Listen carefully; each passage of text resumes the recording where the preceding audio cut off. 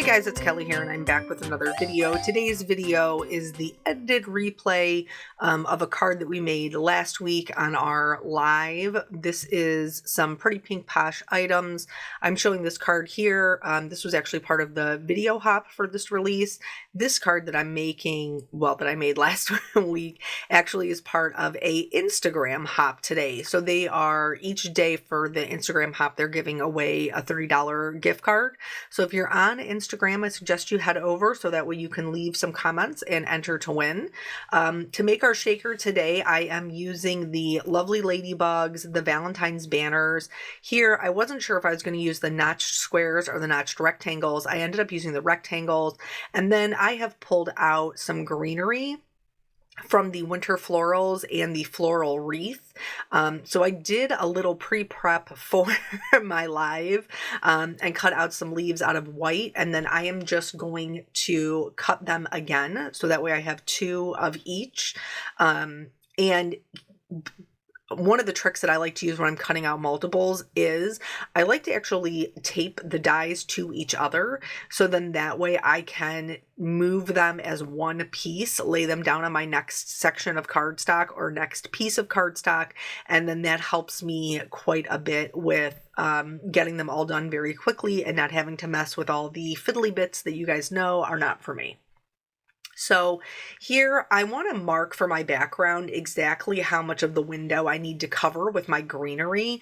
This is a really fun way that you can get some extra dimension or added interest in the background, like a embossing folder or like a stencil if you don't have either one of them. So here I'm going to use my dies. I trace this around. I was desperately trying to find a pencil, but actually could not. I'm pretty sure my kids have run off with it. So I just marked it out with a green colored pencil because I'm going to do ink blending over it so you'll never see it anyway. And then I laid out all of my greenery to make sure that that whole window was covered where I'm going to put my little ladybugs. This ends up looking like a little like terrarium, like almost like you're peeping in the window where all the ladybugs are, which is kind of fun. But my intention originally was for it to almost be like looking down, like at like the forest floor and the ladybugs crawling around. But that's not how it ends up in the end. I like it either way though. So once I have these all laid out, then I'm going to glue them in place. This is kind of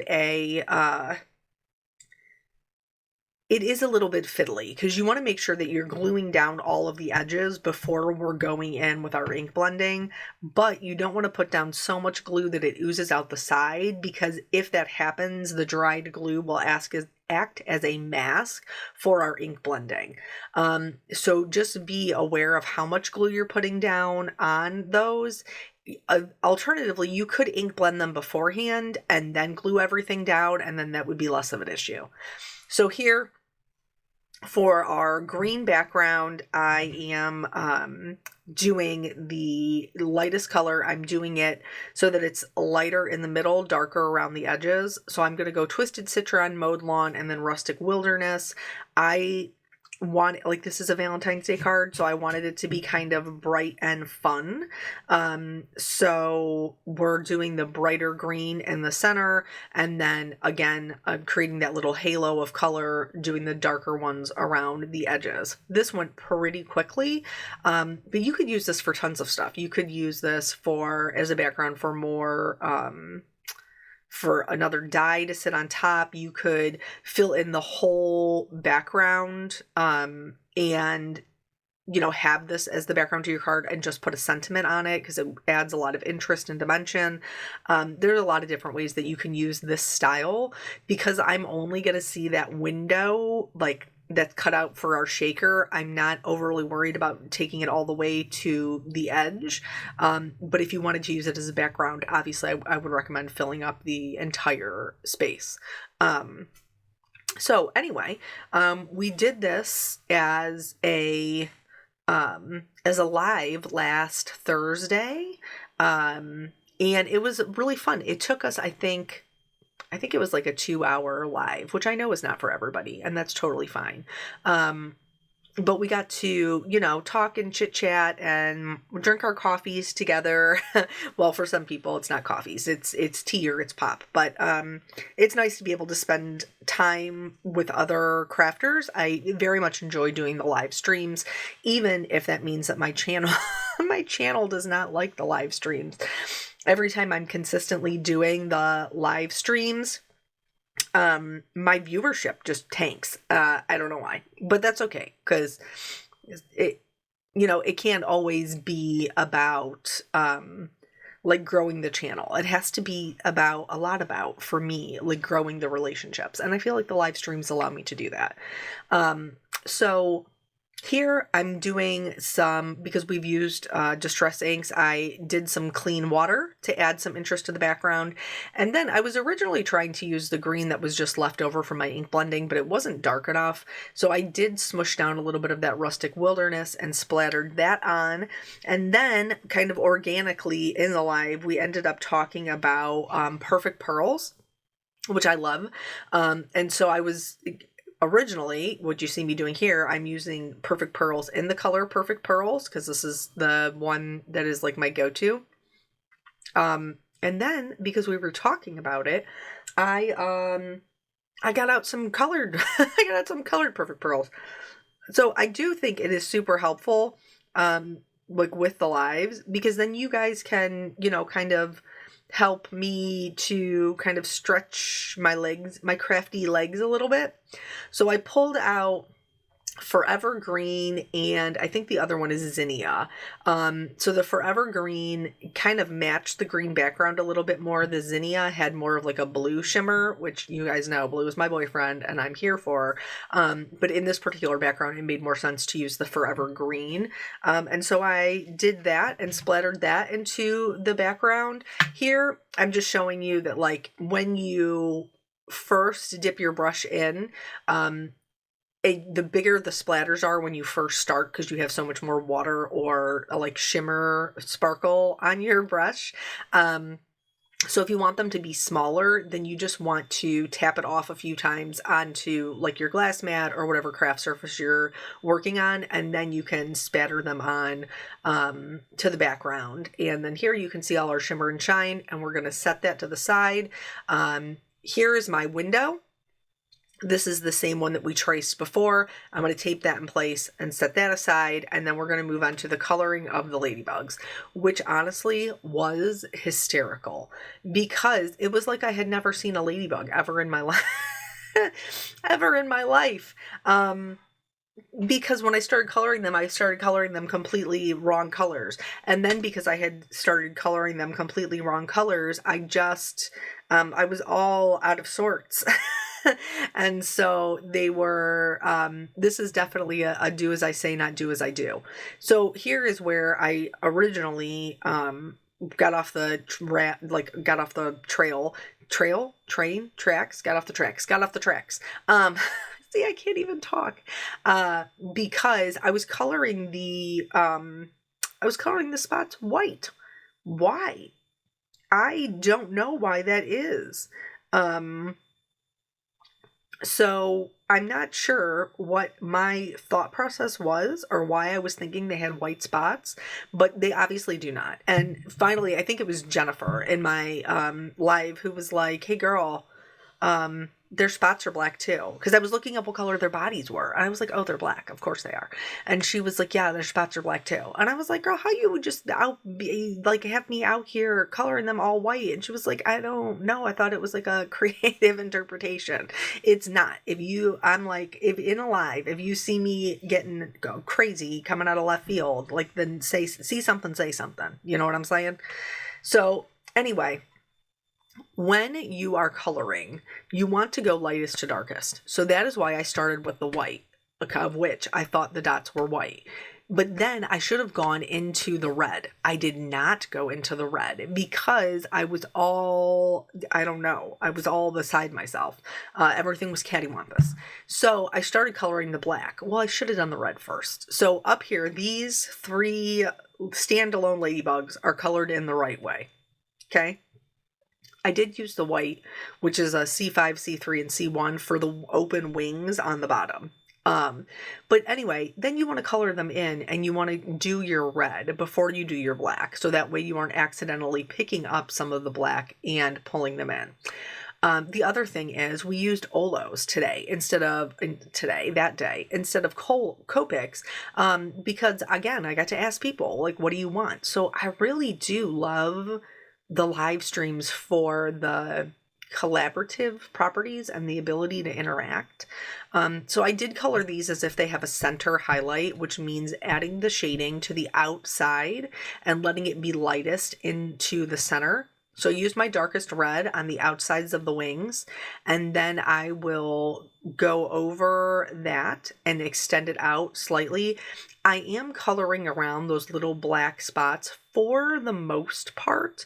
Some of the smaller ones don't have a ton of real estate. So I kind of had to just be careful around those black dots. Here, what's happening is my marker is kind of getting over juicy. Now, I have had this happen between like maybe 1 or 2 markers in the past. And in that case, I've just reached out to Olo and they have sent me a replacement. But they have, at the time, they told me that the new batch of markers that were coming out should not do that. I'm not sure exactly what the issue was, but they apparently have fixed it. So if you bought your Olos kind of early on and you have that problem, reach back out to them. I just yesterday got the newest Olos that were supposed to be out in December, and then they had some manufacturing issues. So I did just get those, and I will be using them in an upcoming video so that we can all swoon over the pretty colors and just kind of see what the difference is, what we've added to. I'm excited. I think it's supposed to be the last update that they do. So now I should have them all. Which is a substantially smaller collection than my Copic markers, but hopefully it'll be just as broad. I already prefer their pink collection, their pink and purple collection, because I just feel like it works a little easier for me. But I still do love my Copics. I use both of them. I think they're both great markers. So now here, for the bigger dots, I'm using a C9 and the K, which is like a true black. For the smaller ladybugs, I just use the black. And then I'm leaving just a little bit of a highlight, which I will fill in, I think with a CG5, on the heads of the ladybugs. So how did I choose this? Well, you guys know that when you watch my videos that I am a big proponent of talking about color theory, which is why my first class is based in color theory. And so knowing that I was going to be using the red, I thought using the green background would really help that red pop because it is a complementary color. So those, pairing them together, even though I oftentimes feel like red and green is Christmas, and Dawn, my best friend Dawn, and I have gone kind of back and forth on this. Now, she is a big proponent of red and green is summer. And so it definitely reads more like summer with this particular card. So I will give her that. I can admit when I am not correct. So here, just going in, filling those in, and then that is going to be it for the coloring of the ladybugs. We're going to go back here to this background. Now you could leave this just like this, but I am going to go back in and add just a little bit of dimension. I'm going to add the darkest shading to the base of the leaves around the edges and then get lighter as it goes into the center. I'm not overly concerned about like if I get a little bit of color on the background, because we're going to have shaker bits on top of this. We're going to have ladybugs on top of this. So it doesn't have to be perfection. We will still like be able to see those things, like it's just all going to blend in. It's all going to blend in just as if it is totally green. So don't overly stress about that. That's not really a huge deal. And I probably did go, like with the darker ones at the bottom, I probably did go up a little high with those. But again, I'm not going to be precious about it because it's all just going to blend together as like this foliage background that our little ladybugs are moving and crawling around on. So I used my yellow greens for that. And yeah, I mean, we didn't really, outside of that, like once we do our die cutting, it's really just building the shaker together. So you guys tell me what you think about the lives. I mentioned before the color theory class that starts next week. I'm super excited about that. It starts next Tuesday. So if you haven't signed up yet, please know that we haven't started yet. You're not too late. If you decide after the fact that you would like to take it, the majority of the class is pre-recorded videos, which you can watch at your own speed. The only thing that is not is the live stream that's included in the class, but that will be recorded and available for viewing after the class is, when it's just a self-paced class. So that class will always be there for you to take if now is not a good time. I know obviously we're all in a different place financially and stuff. So if now is not a good time for you, no big deal. That class will be there for purchase. But if you'd like to take it while we're going through it all together, that will be starting next Tuesday. So, and I'll link it below. So here I stamped out the bugs and kisses just in black on white. And then this is kind of like how I go through my creative process.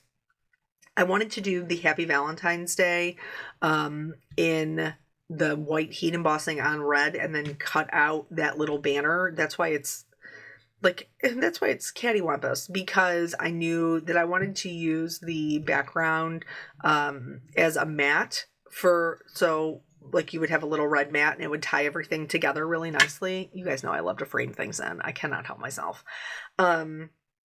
So I wanted to do that, but then I thought, well, I'll do the bugs and kisses and then Happy Valentine's Day. And my original thought, I actually said this in the live, like I'm winning Mother of the Year.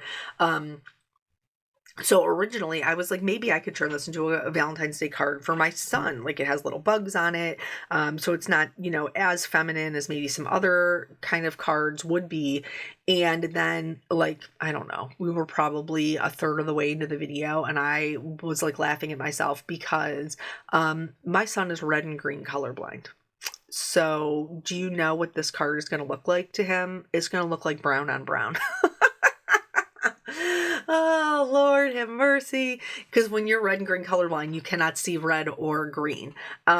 So he has a less severe version than some other people. He had, just like my father, that's how he got it. Moms are carriers for colorblindness.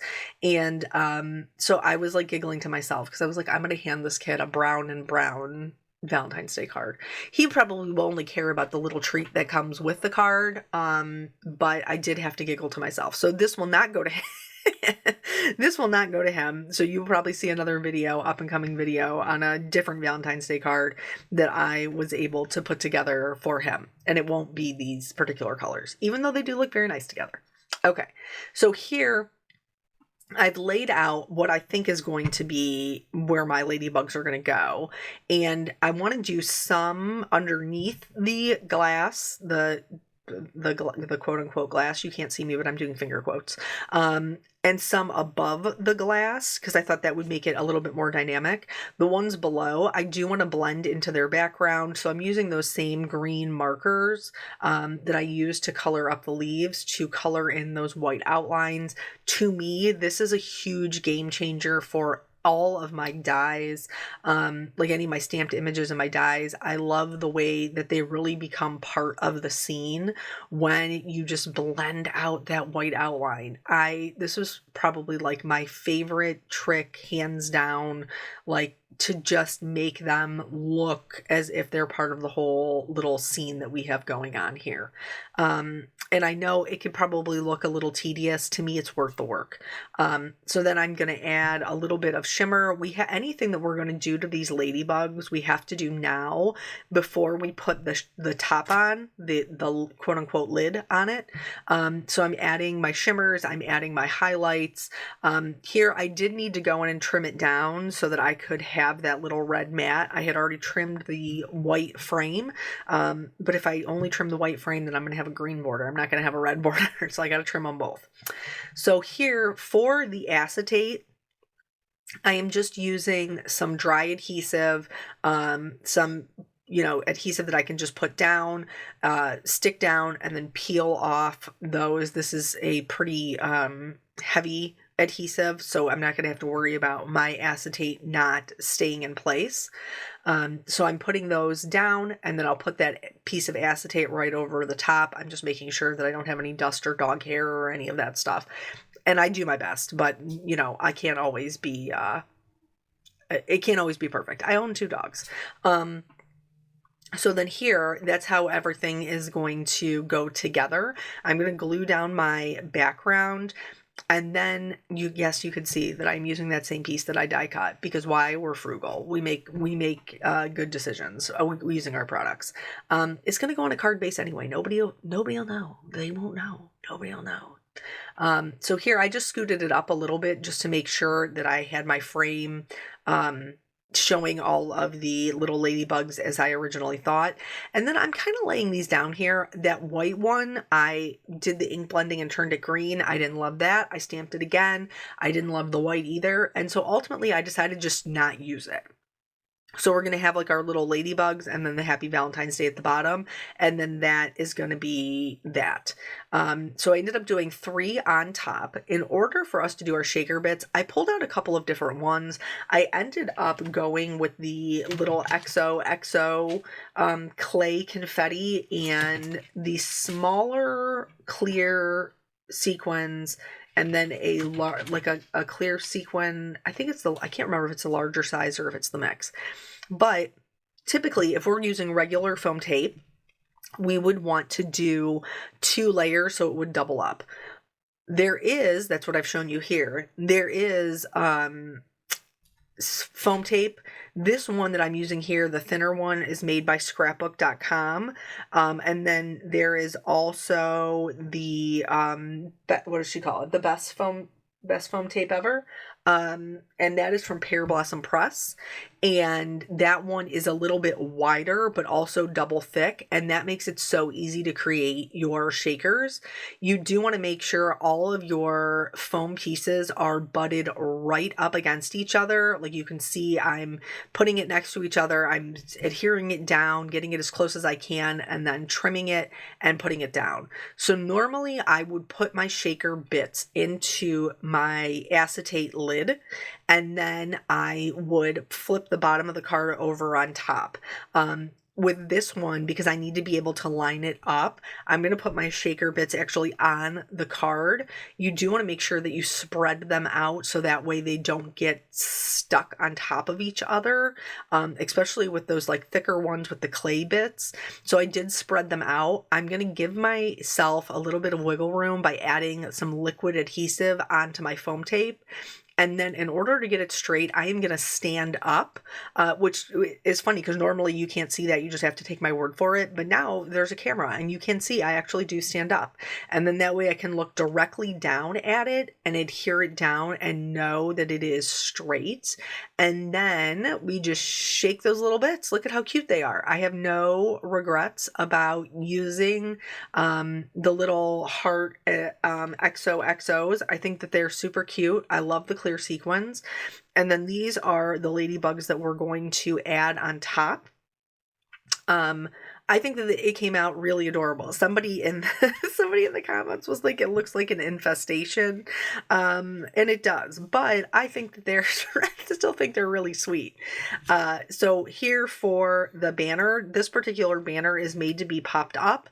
So I'm adding some foam, the part that will be popped up, and some liquid adhesive on the tails, so that this will be a little bit lifted over our shaker, and then we're just going to add the little, all the little detail work. So yeah, so we talked about the lives. I really would love your guys' feedback on those. And we talked a little bit about the color theory class. We talked about we talked about the colored blindness. So I will have to come up with another Valentine's Day card for him to see what's what. So then this one is all shook up. Now you guys know that I do have to add the glitters, the shimmers, and the shines. You could absolutely add some of the sequins or little clay bits like on top of the acetate window. I decided to just dress up my ladybugs. So I used some Stardust stickles on the part that was red, and then I avoided their little dots, because for their little dots I'm going to come back in with some glossy accents, and I added the glossy accents to the dots on their bodies as well as the dots in their antennas. And then that way they have like two different types of shine, two different textures when you're touching them. And then obviously it still is the fun little shaker card. So don't forget to hop over to the Instagram. If you are interested in seeing the video, hot video, I'll link that below. Thank you guys so much for joining me. I always appreciate your time, and I'll catch you on the next video. Bye.